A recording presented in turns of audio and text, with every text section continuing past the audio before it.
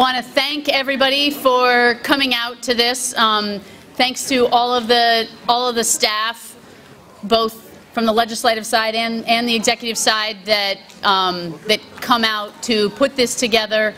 And in the years that we've been doing this, found this to be a really great, informative, dust off our brains and get ready for the session day. So glad you can all be here, and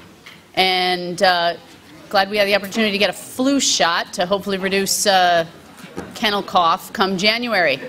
I want to give a special thank you to our morning presenters who, on relatively short notice, flipped their schedule around so that some of the joint fiscal staff could attend the funeral of our longtime colleague Jim Reardon, whose service is this afternoon.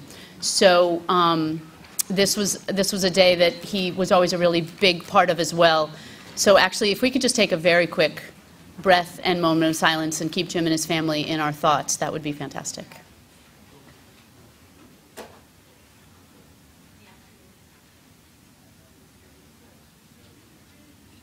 Thank you. So we have fantastic presenters that we hope will provide some relevant and important information, and this afternoon we'll hear from joint fiscal staff about the budget and give you a quick preview about some of the work that the Joint Legislative Management Committee, as you all I'm sure are well aware of, it was passed in the budget to try to help bring a little more structure and consistency to the legislative branch and help us work at the best efficiency and effectiveness we can. So we hope you stick around for that.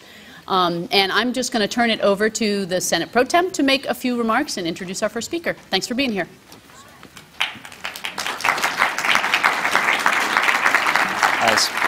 Thank you, Speaker Johnson, and thank you for the round of applause, especially from House members.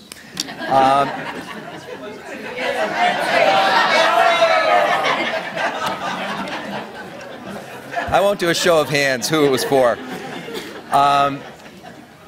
Just want to say a quick word. Today we're here, really it achieves several objectives. We'll have a deeper dive into a couple of the bigger thematic issues that we've been working on and that continue to be our emphasis moving ahead. It's also a time for everyone to regroup, start to get ready for the session, which is shockingly only a month away.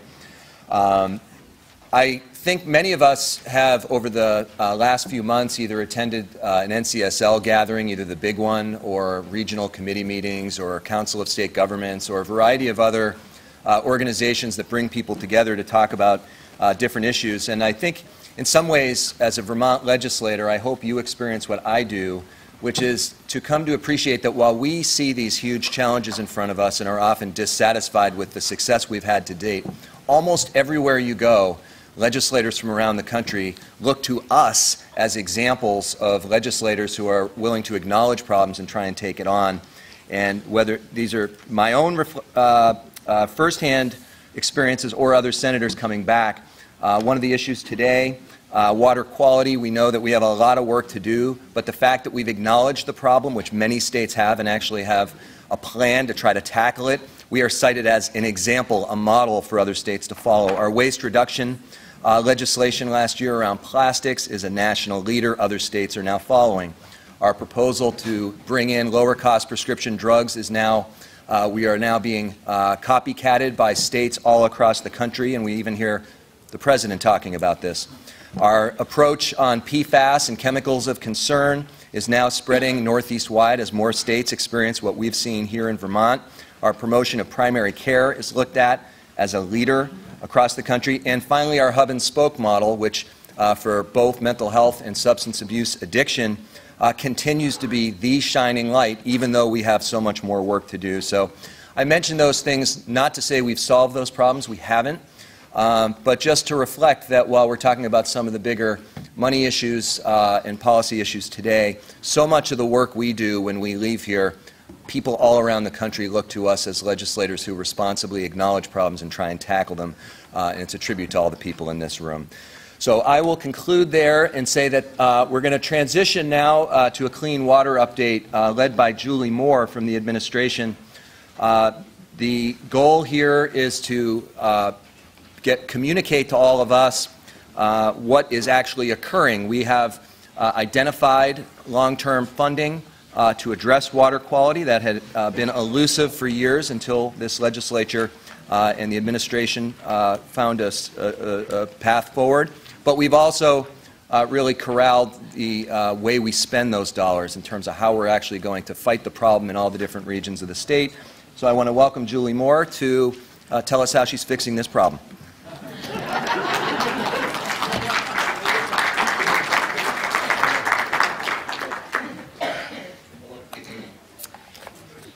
Good morning. You're going to get a lot of me this morning, so hopefully you're all prepared. As the pro tem indicated, I'm going to start with an overview of water quality, sort of the why, what, and how of the work that the agency and state government as a whole is engaged in right now. My hope is to have about 40 minutes of presentation and remarks and then leave about 20 minutes for questions and answers. Although if you have some burning question as I walk through this that's particularly germane to the slide I have up, please don't hesitate to interrupt. So what I'm hoping we'll go over this morning is a little bit of background on the importance of clean water, including a couple of anecdotes, talk about where the pollution is coming from, so provide a progress report on the investments we've made to date, and to date I'm really focused on the period from 2016 to the present. 2016 is sort of the advent of the modern clean water work here in Vermont with the passage of Act 64, and then provide you with some next steps and recommendations. Why are we doing this work? Because Vermont has water bodies that look like this. And one of my favorite aspects of this particular set of images is that I think of the 7 of them that are up there, 6 of them were taken by staff from the agency in the course of their work. We are blessed with some really fantastic water bodies, and we need to not lose sight of that. Because we also have issues that look like this. Human activity, whether it's paved roads, dirt roads, parking lots, or farm fields, that's not me. Can cause harm to our waters, and we need to be thoughtful about the ways to address this sort of pollution. The other thing I ask you to take note of in this image is that almost all of this is being driven by rainfall, and you'll hear that again from me as I go through my remarks this morning. These water quality concerns that we're experiencing in Vermont are not unique. Nutrient problems exist in a number of freshwater lakes across the country. EPA every 5 years does what they refer to as a national lakes assessment, and they ask each state to collect a consistent data set so they can make a broad nationwide comparison. And their most recent national lakes assessment that was completed in 2017 found that 20% of the nation's lakes had high nutrient levels. So a couple of notable examples: Lake Pepin in Minnesota, which is on the Mississippi River, and Lake Erie, which many of you may be familiar with, the profile of which was raised with the Toledo drinking water crisis several years ago as a result of a blue-green algae bloom. As the pro tem alluded to, Vermont's response stacks up pretty well compared to a lot of other places. We are taking good, important, meaningful steps here. This includes the commitment of resources that was made last year in Act 76 to the Clean Water Fund, as well as having stood up regulatory programs that in particular related to stormwater and agriculture go well beyond federal minimum requirements.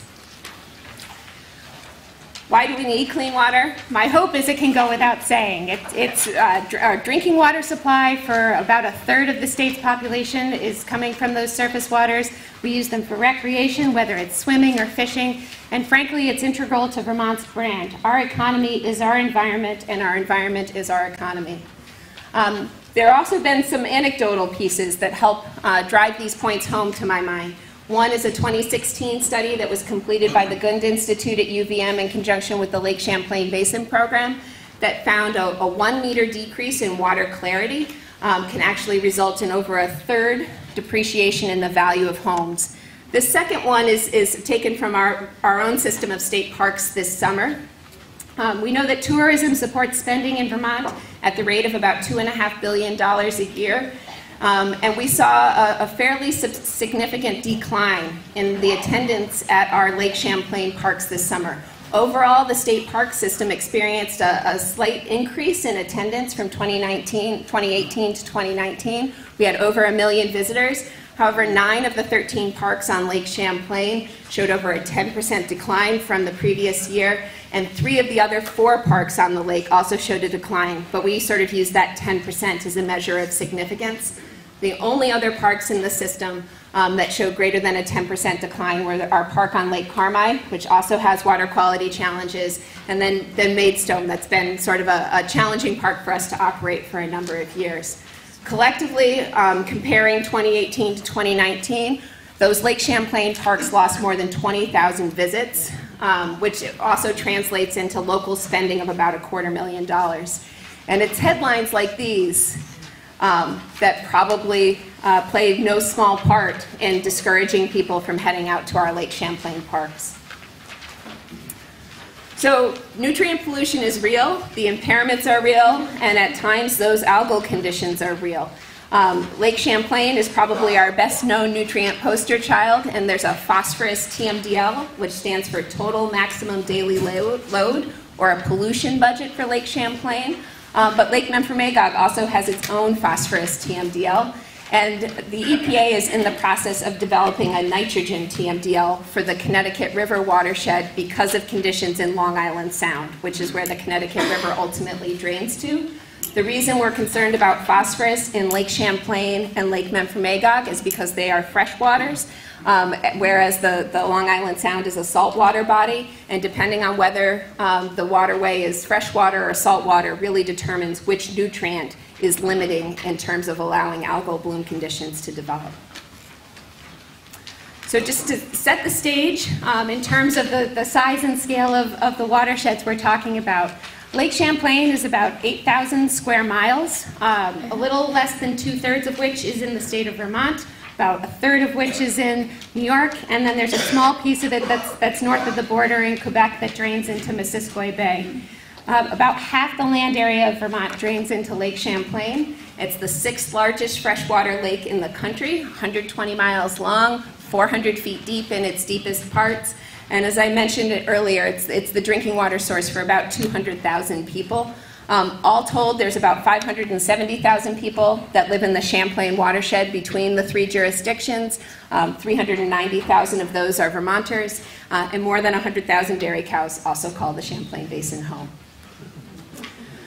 So looking at Lake Champlain, sometimes when we're evaluating water quality in the lake, we actually treat it like it's 13 separate lakes. And if your eyesight's really good, you may be able to pick out the color distinctions. But it's in recognition that the Broad Lake, the main lake, is where we have those 400-foot depths. It behaves incredibly different than Missisquoi Bay, which at its deepest point is just about 20 feet. That's also reflected in the targets we have for each lake segment. The target for Missisquoi Bay is 25 micrograms per liter of phosphorus, whereas the target for the main lake is 10. What you need to take from this image is these blue lines represent the water quality standards, so our goal for each section of the lake, and the red lines represent the trends. And we are the beneficiaries of an incredibly robust data set when it comes to Lake Champlain. We have been collecting data on the lake since the late 1980s and done it in a consistent fashion, both from year to year, but also with our neighbors in New York and Quebec. So we really have this rich picture with which to make these kinds of evaluations. In every instance, phosphorus levels are well above the standard that's been established, and cleaning up the lake ecosystem is complex, and it will take a considerable amount of time.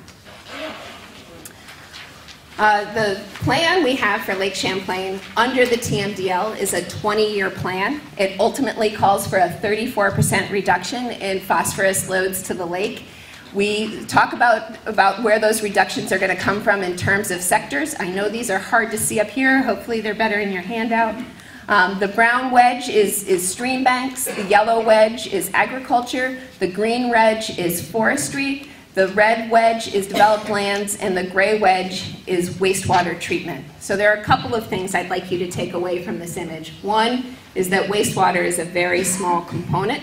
It's also the place that's most expensive to invest right now because we have done so much work on wastewater over the last 30 years. Another piece to keep in mind when we're talking about forests and talking about stream banks, the goal isn't zero. There was naturally occurring phosphorus moving through our system for all time, pre-settlement, all the way back to the advent of Lake Champlain, frankly. We've done some modeling that had suggested a base load, if you think about what a prehistoric load would have looked like. It was probably on the order of 200 metric tons per year. Currently, we're at 630. Our target is 418. So we need a 200-ton reduction. That's still more than would have been in a world without us, but it is far from zero. The other wedge that gets added in this bottom chart is something called a margin of safety. That's essentially a fudge factor, and that's a requirement that EPA had us add to the pollution budget in recognition that, with the exception of this gray wedge, all the rest of that pie is really being driven by weather. And so it's very hard to be certain in any given year exactly what kinds of reductions you're going to achieve. And also that we have a number of non-regulatory programs, of voluntary programs that are essential to achieving our goals. And so based on those two pieces, EPA asked us to add this margin of safety. Can also quickly talk about Lake Memphremagog, and we'll do the same for the Connecticut River. The Lake Memphremagog watershed is smaller. Perhaps the most interesting piece is while about 3/4 of the watershed is within the state of Vermont, about 3/4 of the lake is in the province of Quebec. And so it's a different set of management challenges. This is also an incredibly deep lake. At its deepest points, it's more than 350 feet deep. And it's also an important drinking water supply, mostly for people in Quebec. We have had a pollution budget and, again, an international working committee working on Lake Memphremagog for a number of years now. We have a pollution budget in place, and they are following many of the same programs and projects and practices that are being deployed in the Champlain Basin. In terms of phosphorus loading in Lake Champlain, this graph here, if you read it, runs essentially from south to north.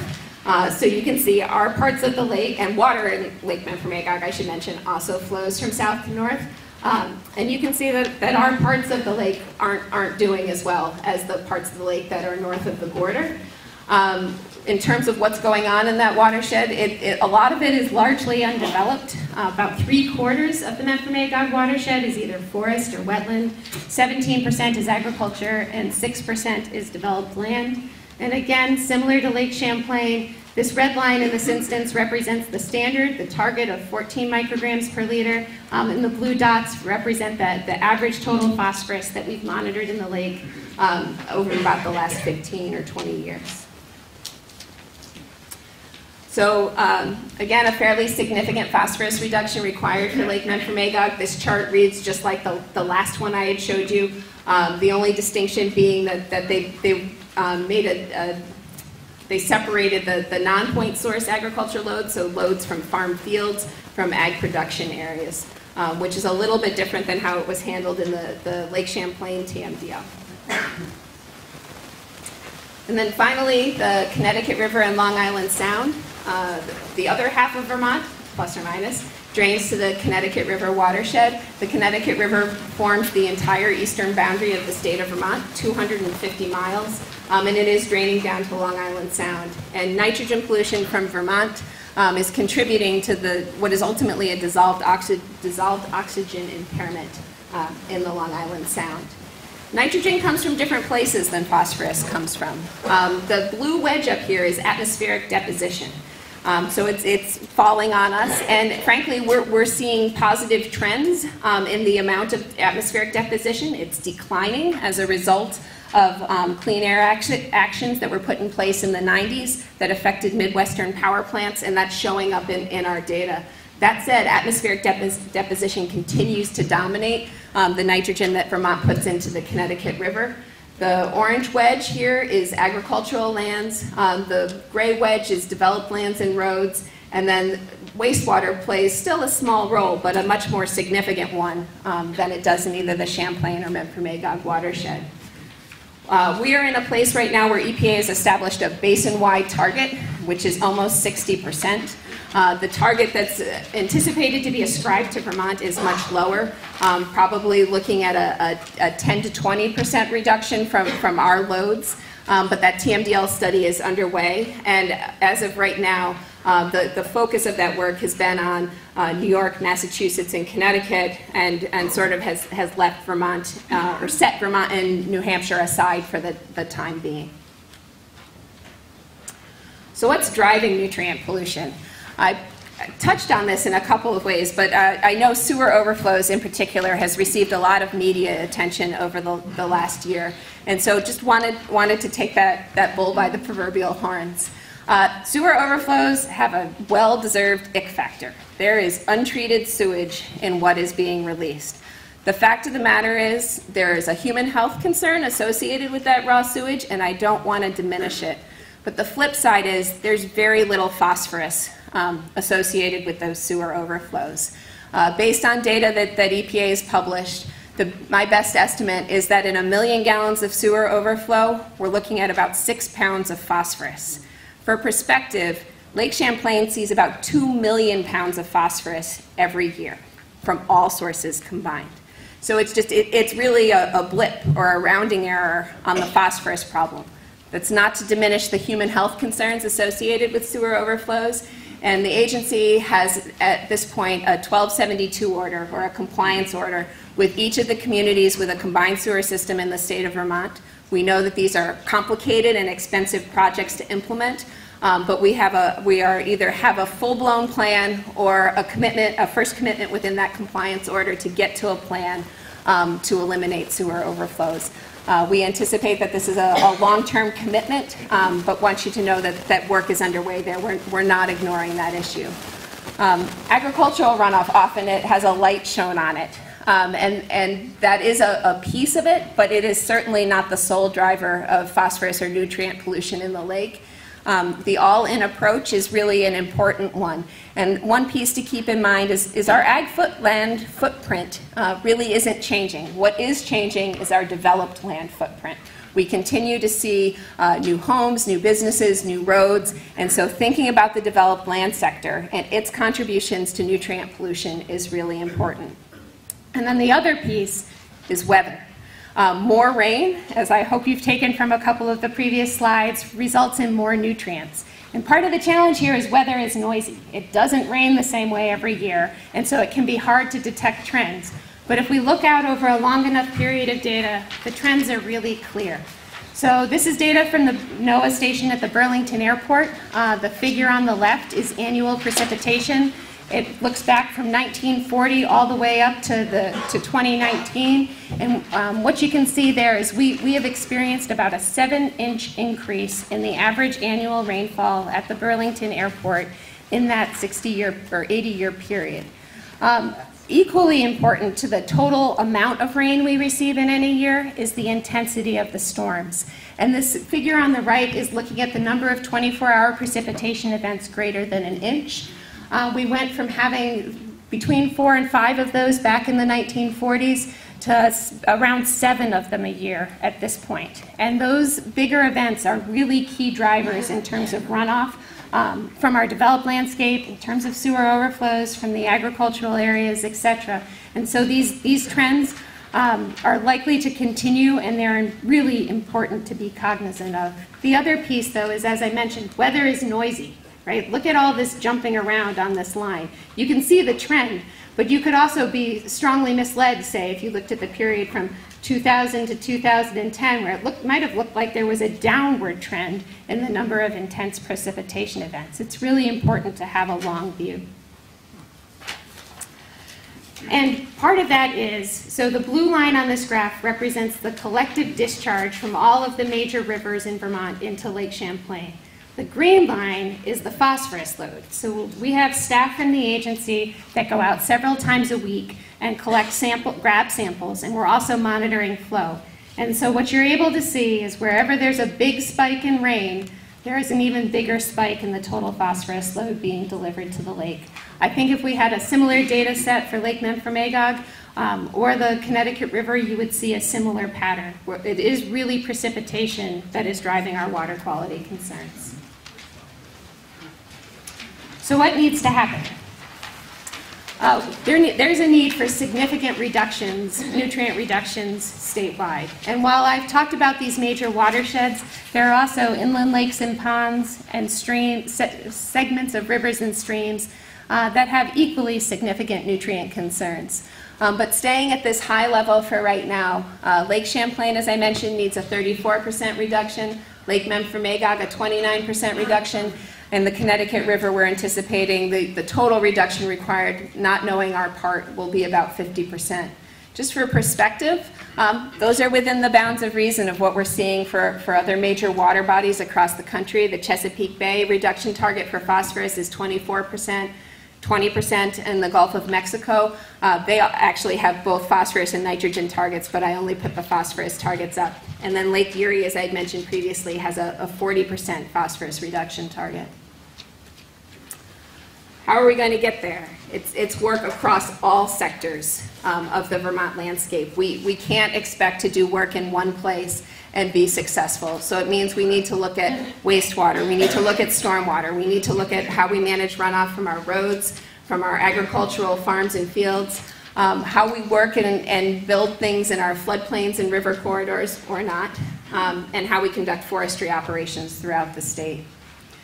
And so there are two key pieces of legislation that the General Assembly has enacted over the last 5 years. I would call Act 64 in 2015 the suite of mandatory programs. So it asked the Agriculture Agency to stand up a farm operating permit or expand their farm operating permit program and to transition from accepted agricultural practices to a suite of required agricultural practices. It asked my agency to put in place permitting programs related to stormwater runoff. The Municipal Roads General Permit is one you may be familiar with, and I know I've had cause already to speak with you, a number of you today, about the 3-acre stormwater permit, which we're in the process of rolling out right now. In addition, it included requirements related to wastewater treatment facilities and expectations for them to further reduce their phosphorus contributions. And asked us to revise the accepted management practices for forestry, among a number of other initiatives, and I am pleased that we were able to publish the revised AMPs earlier this fall. A companion to that I would offer is Act 76, which was voted into law last session, and that really speaks to the voluntary side of the equation. So those mandatory programs in Act 64, we anticipate get about 2/3 of the pollutant load reduction we need to achieve our water quality goals. The other third is in these voluntary programs, largely focused on natural resources restoration projects, so wetland restoration opportunities, reconnecting streams and rivers with their historic floodplains and protecting river corridors. In addition, there are opportunities, and oftentimes they're cost-effective opportunities, to go above and beyond the regulatory requirements prescribed under Act 64, and that's also contemplated in Act 76. Oftentimes I'm asked questions about fairness and equity. Are some sectors being asked to do more than others? And the fact of the matter is, yes, some sectors are being asked to do more than others, and that's a reflection of the multiple objectives that have driven this mix of programs that I've outlined for you today. Cost effectiveness is absolutely one consideration. It is not the only consideration. The dollars per pound of pollution controlled. We also need to think about the capacity within the sector, whether it's engineering capacity, landowner capacity, equipment capacity to do the work on the timeline that we need it done. There are equity considerations and sustainability considerations. These aren't one-and-done projects. They need to be stewarded, and some of them, frankly, need to be actively operated and maintained over time. And so we need to be thoughtful about spreading that burden across. And then I would be remiss if I didn't highlight that there are programs that EPA has direct control over and has instructed us to do, and that's largely when we're talking about wastewater treatment. Those weren't really a choice for us, and part of that is because EPA wanted to have a set of tools to provide a backstop to ensure that we did all of the other programs and projects we've collectively committed to as a state. So how are we paying for all this work? I borrowed this image from a presentation Representative Dolan had given in her past life. because I think it's great. And it's showing that there are really 4 key buckets of funding we tap into when it comes to clean water work. They are state and federal dollars, and I'll get into those in a little bit more detail. They are local municipal dollars, and then there are dollars from the private sector. The total amount flowing through the state's budget on an annual average basis now is $50 to $60 million a year, and I will give a breakdown of exactly where that money is coming from. So as of the final budget, the total FY20 clean water appropriation was $48.125 million. There are 2 chunks of that are actually looked at by the Clean Water Board. That is the Clean Water Fund and the capital bill. The Clean Water Fund receives a surcharge from the property transfer tax. It has just, well, or it will come January, start to receive the Ashe, the unclaimed bottle deposits. So we'll get a half a year of that in FY20. It receives a portion of the meals and rooms tax. And then we did have some surplus revenue in FY19 where the revenue in the property transfer tax and somewhere else, I don't have it at the tip of my tongue, came in ahead. And so we were able to book that revenue as well. In addition, there's a just north of $12 million commitment in the FY20 capital bill to clean water work. This is largely work being done at wastewater treatment facilities, but also building structural best management practices for farms, things like manure pits and silage leachate treatment systems. In addition to the funding that's reviewed by the Clean Water Board, there are other pieces of the state budget that are clearly committed to clean water. The transportation bill includes a significant commitment to clean water of north of $7 million. That's all money that flows through the state budget. About 20% of it is actually state dollars, but it allows us then to draw down additional federal funds. In the appropriations bill, there are 3 other pieces. 2 of them are small and 1 of them is rather significant. The Clean Water SRF is our state revolving fund, and by virtue of the commitment made in the capital bill, we are able to bring in $7.5 million generally a year of EPA funding to help with stormwater improvements. And then finally, for the last 2 years, we've been very fortunate to receive an appropriation through the Lake Champlain Basin program that Senator Leahy, Senator Sanders, and Representative Welch were able to secure. That's 100% federal money. It comes with some fairly clear direction about what they expect us to spend it on, but it does flow into the agency's budget and allows us to manage that work as part of our overall clean water programming. And I think that's an important piece. The investments are real. Not all of them are necessarily discretionary. I've sort of broken that bigger pot of money up into into 2 accounts. A directed account where those dollars don't exist but for the strings that come tied to them. So the $13.3 million that we have for municipal wastewater, stormwater, and combined sewer overflows, if we're not spending it on those projects, it doesn't exist. It's not available to be put into agriculture. Similarly, the commitment in the transportation bill of $7.1 million in FY20 has to be spent on stormwater controls related to transportation. And the $6.2 million of projects approved by the Lake Champlain Basin program have a separate process they go through. We have some influence in that process, but it is not completely discretionary. What I would say is discretionary is the $21.5 million that remains. And we are often looking at those dollars and how to best deploy them in terms of existing cost share commitments and sort of a combination of agency practice across state government and statutory obligations. And this is just to give you a sense of how those dollars are deployed. So looking across the different sectors, the owner type, whether it's a public entity or a private entity, whether the projects are required or voluntary. As you will note by looking at the table, generally where we have voluntary projects, we are providing a higher cost share, and that's a reflection that there's nothing that requires anybody to actually do those projects. So it's really having financing, nearly full or full financing, that's the driver. One of the pieces we're actively looking at right now is this piece. This is a lot of the 3-acre stormwater permit. Historically, we haven't provided any cost share to private landowners who needed to implement stormwater treatment practices. I would say that the 3-acre permit is a fairly significant public policy shift, and I'm hopeful there will be an opportunity for a conversation to revisit this piece. Another question I hear frequently is, will it really take 20 years? And my answer is an emphatic yes, and I frankly would say yes, if not more. I don't want this to belie a sense of urgency, which I have and I know many of you share, but I think it's really reflective of the physical truths of the work we need to do across the landscape. I've given a list of some examples. Planting trees along riverbanks, but we need for them to grow. Building organic matter in our soils, which is a process that takes time. Re-engineering systems designed to take rainwater away. As a civil engineer by training, I can tell you when I was in college 20 plus years ago, that was what civil engineers were trained to do. Move water away from development as efficiently and as effectively as possible. We know that that's not in the best interest of the lake. We need to see what we can do to soak it away where it falls and at the same time not end up with wet basements. We need to restore the hydrology of our wetlands and floodplains. And then we have legacy phosphorus issues, and it will take time to draw those down.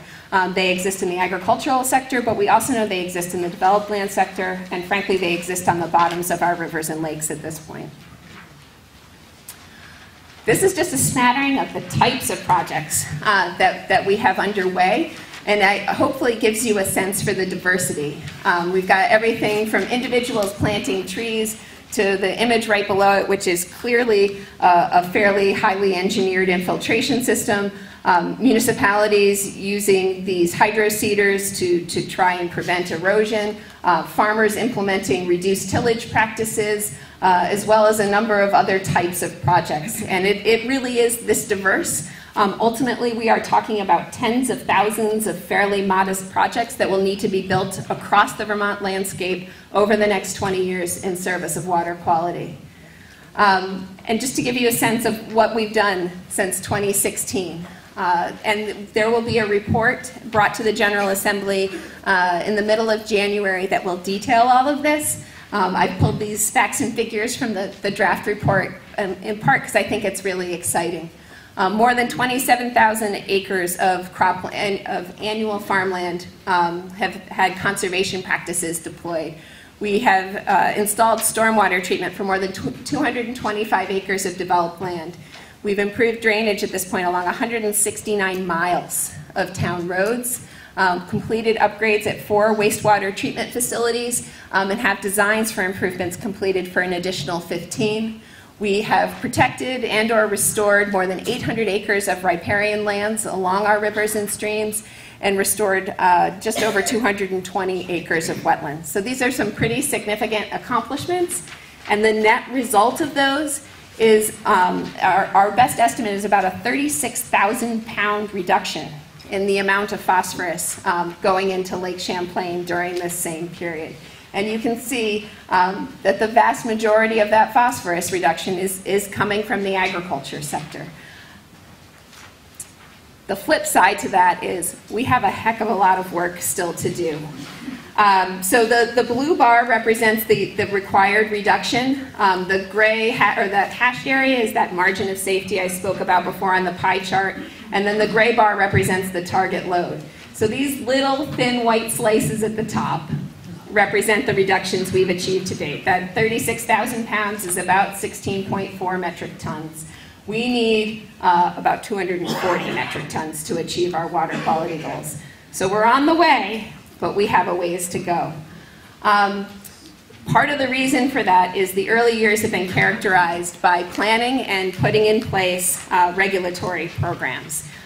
Implementation at this point is accelerating, and this is a schematic that a colleague had put together early on, looking at the timelines for some of the regulatory programs and the expected implementation and phosphorus reduction. So this is modeled, but if you think about it, we're right in here, and at this point on the chart, the estimate was about a 10% of the total phosphorus reduction would have been achieved.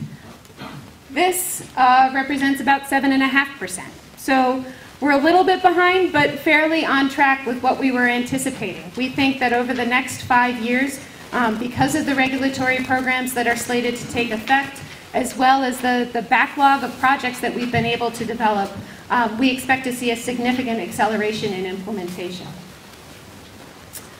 It's also important to keep in mind that progress won't come in neat increments, right? There's not going to be a unit of pollution reduced per dollar invested. And as I mentioned before, climate change is certainly a complicating factor.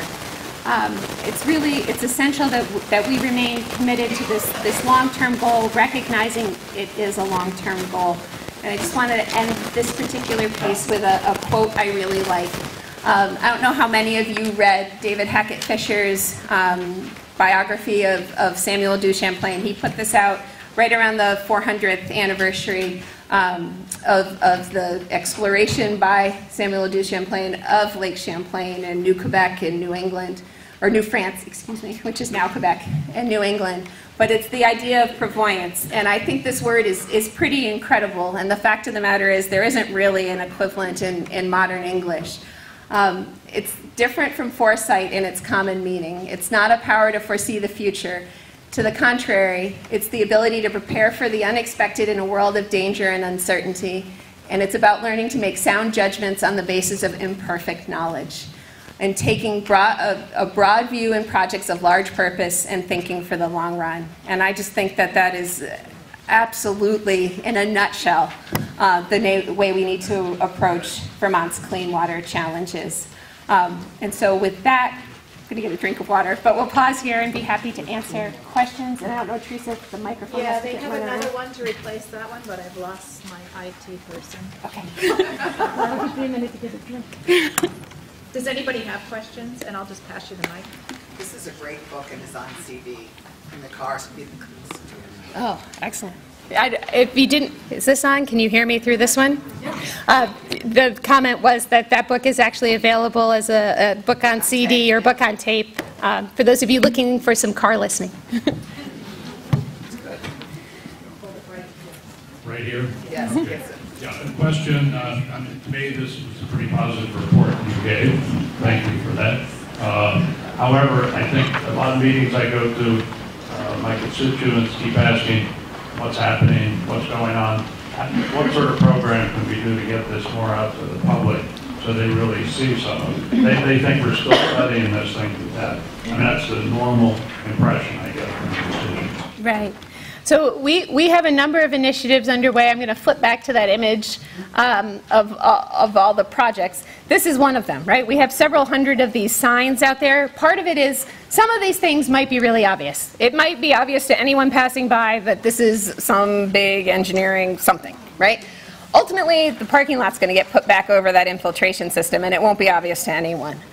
Similarly, seeing somebody planting trees and then knowing that that's a water quality practice aren't the same. So we are trying to deploy these clean water project signs in service of exactly that, helping folks see that these projects are sprinkled virtually everywhere they look. So that's a piece. The agency puts on a monthly series of what we call brown bag luncheons, where we invite anybody who's interested to attend, but we also record them and post them on our website, talking about different components of the clean water work that we're engaged in. We're always happy to be out talking to the public and sort of respond to any requests we've received. And frankly, to the extent you have other ideas about how we can help amplify the work we're doing, I would be most appreciative. Oh, I should say the Clean Water Investment Report will be another great opportunity. That report, which a lot of this information and these, which way are my fantastic graphics? These sort of fantastic graphics come from, will be delivered in the middle of January, and we'll do a big event around that as well. You mentioned earlier, you typify the problem as rainfall. I'm wondering, is it actually erosion driven by rainfall? Is that where the phosphorus is carried? Some. So phosphorus does like to travel attached to soil. It has a very different, it moves through the environment in a very different fashion than nitrogen. And phosphorus does largely travel attached to soil. That said, We also know that to the extent there are sort of phosphorus-rich materials sitting on the ground surface, whether that's fertilizer folks have applied to their lawn, leaves that fall onto our streets and sit in our gutters, some of our agricultural lands with higher soil test phosphorus values, that the rainwater can actually leach phosphorus out of those materials as well. So I think historically the perspective has been that controlling erosion is sort of the sole thing we need to do to address phosphorus pollution. I think we have seen enormous success both through stormwater permitting that runs out of my agency and the work at the agricultural agency to accelerate the adoption of practices like cover cropping and conservation tillage, where I think that balance between how much of the phosphorus is associated directly with erosion and how much of it is associated with sort of leaching back out of rich materials near the ground surface, it may be shifting a little bit.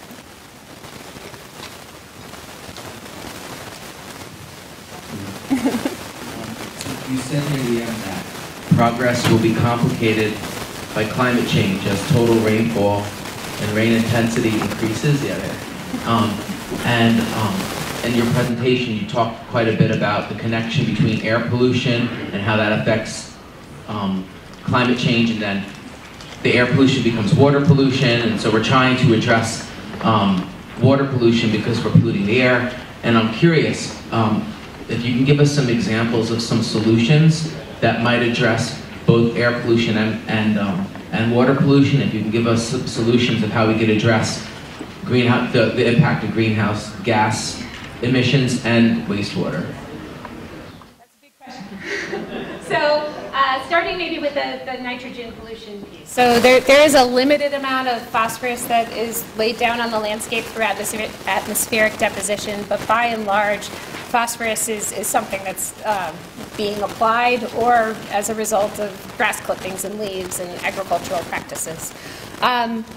Nitrogen, it's coming from away, and so it is something it needs to be addressed on a regional, if not a national scale. The work under the Clean Air Act in the early 90s is continuing to show benefits in terms of driving down nitrogen deposition in Vermont. Certainly, the better and easier strategy is to keep it from ending up in the environment in the first place, as opposed to trying to treat it on the back end. That said, there are also different types of stormwater treatment practices that are more effective at removing nitrogen.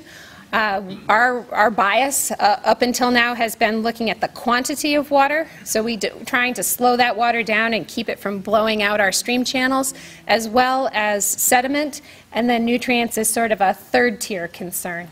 And in that third-tier concern, I would say we've prioritized phosphorus, frankly, over nitrogen in the way we've laid out our stormwater practices. So as we have a better understanding from EPA about what the targets are going to be given to Vermont in light of the national and regional level data, as well as what our contributions are to the Connecticut River, we may need to think about what sort of stormwater practices we promote in that side of the state. The climate change piece is also a challenging one. Certainly, there's work that is and can be done here on the ground in Vermont, but our ability to affect some of those significant weather trends as a state is fairly limited. And so, you know, to my mind, there's the mitigation component of climate change work, but there's also an adaptation component. And we need to have a high level of awareness that these changes in rainfall patterns are real, and be designing systems with them in mind.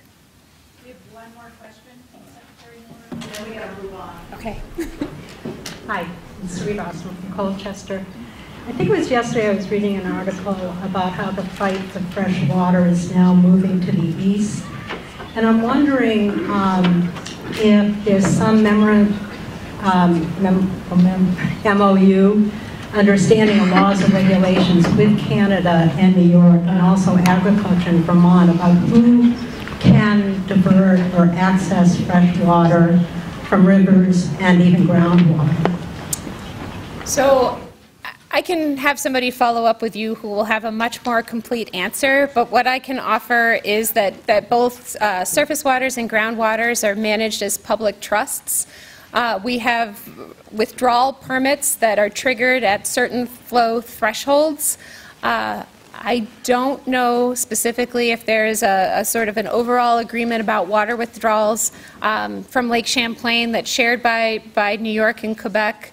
There is a memorandum of agreement related to phosphorus pollution and another agreement related to invasive species management, but I'm not aware of a withdrawal agreement. And in part, I think that's a reflection of the fact that there are literally billions of gallons of water in Lake Champlain, and at least at current levels, though, our withdrawals are in the millions. So they're not a significant factor. Your point is well taken, and I can follow up and connect you with somebody in my shop who will know much more detail. Okay.